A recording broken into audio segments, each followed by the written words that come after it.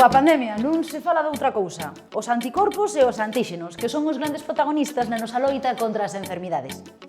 Imos ao dicionario. Antíxenos. Substancias que introducidas no organismo provocan ou estimulan a formación de anticorpos.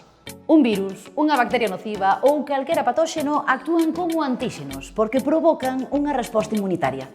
Tamén as vacinas son antíxenos porque estimulan as nosas defensas. Volvemos ao dicionario. Anticorpo. Substancia de natureza proteica producida polas células plasmáticas que se unen a un axente patóxeno, virus, bacteria, etc., ou a unha substancia extraña para neutralizar o seu efecto e facilitar a súa destrucción. Así que os anticorpos son respostas que produce o noso sistema inmunitario contra cada antíxeno.